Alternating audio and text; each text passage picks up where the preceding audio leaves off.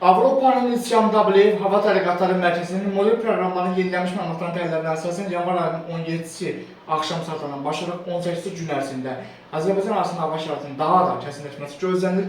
Bu model də onu göstərir ki, yəni bu Avropanın İslam Dableyev modellərinin bir çox modellərindən biz tanış oluruq.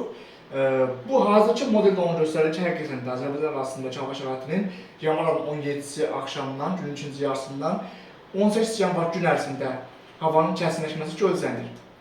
Xəzər dənizindən daşınan rütubətli hava axınları, Qaralıq dənizdən, Aralıq dənizdən daşınan rütubətli hava axınlarının yanvarın 17-si axşam 18 gün ərzində Azərbaycan arasında bir toqquşması fonunda və şimal-şərqdən, qərbi Sibirdən daxil olan Sibir tipli soyuq havanın da ərazidə prosesi daha da mürəkkəbləşdirilməsi gözlənilir. Bu da o deməkdir ki, mürəkkəb proses nəticəsində Azərbaycan əksər rayonlarında sulu qar və qarın yağması mərkəzi alanda belə, yəni Azərbaycanın mərkəzi rayonlarında belə yanvarın 18-sində yerdə qar örtünləmə gəlməsi ehtimalı var, lakin Bakıda isə Xəzər dənizi bu prosesi yumşaldılacaq. Məsələn, Bakıda yerdə qar örtünləmə gəlməsi ehtimalı zəifdir, lakin Bakıda yanvarın 17-si axşam 18 gün ərzində intensiv xarakterli sulu qarın yağması ehtimalı var.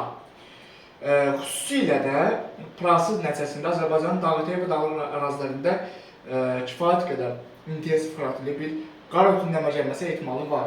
Hazırki təhlillərdə isə biz dünyanın bir çox qlobal tipli dəqiq modellərinin ümumi analizlərinə baxacaq. Bu təhlillər onu göstərir ki, Avropanın İslam Dableyev Hava Tədqiqatları Mərkəzinin məlumatlarının təhlillərinə əsasən yağıntıların intensivliyi yanvar ayının xüsusilə 17-si axşam 18 gün ərzində daha aktiv olacaq.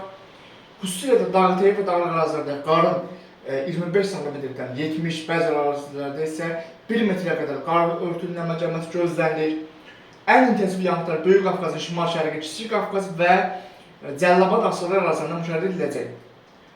Amerikanın NOAA modelinə biz baxırıq. Amerikanın NOAA modeli də eyni siqnalı verir ki, yanvar ayının 17-si axşam 18 gün ərzində Azərbaycan arasında hava şəraitinin kəskinləşməsi və yağıntıların intensiv və güclü olması gözlənilir. Eyni zamanda Kanada modeli də onu göstərir ki, artıq bu proses nəticəsində yanvar ayının 17-si axşam 18-sində Azərbaycan arasında yağıntıların intensiv və güclü olması gözlənilir.